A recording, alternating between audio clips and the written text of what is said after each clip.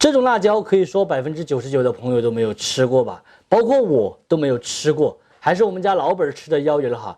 刚刚结的辣椒，就连这个花都还在上面，就把它摘下来吃了。他说这样子辣椒巨好吃，这娘娘是懂吃的。这种辣椒的话，它特别的嫩香，但是不辣，一点辣味都没有。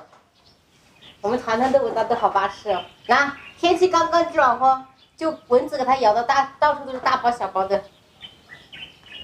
1个、2个、3个，要把点撇在里头一起炒哈，才有灵魂，晓得不？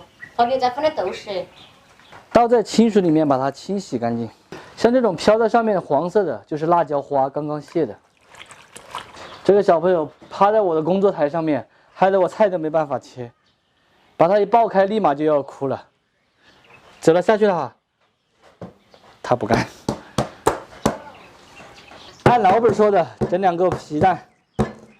这个是我们四川特色的黄皮蛋哈，每一个都是用这个新鲜鸭蛋做的，并且中间是溏心。这种皮蛋真的可以说是超级的好吃，并且大棍儿大棍儿的。现在这个季节就是正好吃皮蛋的季节，这个季节的皮蛋做出来它不会是那种稀的。今天咱们就粗犷一点，直接给它灭烂，看到没有？里面满满都是溏心，金灿灿的。皮蛋不仅仅可以炒哈，咱们的这个黄心皮蛋也可以直接用来吃起水当零食。每一个皮蛋中间，看到没有，都是这样子溏心的，绝对的是好吃的很。准备几捆大蒜，配一下后来把它宰成壳壳就行。太和豆豉给它捏散。这娘娘不知道要去干什么了，拿个家伙，带他去土里面抠泥巴玩，走，康切走，等一会儿早点回来吃饭哈。对我一个。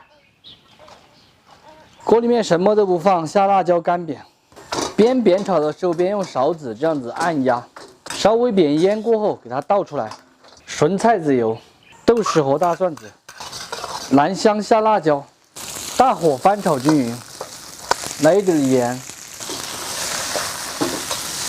海椒全部炒腌，下皮蛋，毛毛酱油、毛毛醋、鸡精。这下关火出锅就可以了，看颜色方方面面巴适。这个不用我多废话，你们知道肯定好吃噻。咱们今天的辣椒炒皮蛋就做好了，真子炒出来皮蛋是 QQ 弹弹的，辣椒吃起来是又嫩又香，并且还滋滋入味。整道菜做法就和咱们的腐皮青椒是差不多的，喜欢吃的朋友可以收藏着，有时间的时候自己试着去告一下。不喜欢吃的就只有免费看完撒锅了。除了辣椒以外，咱们还来烧一个中午炸的这种小鱼。不啦，点了不能，人家叫哪回来喂？那也还好吃。这么嫩的辣椒，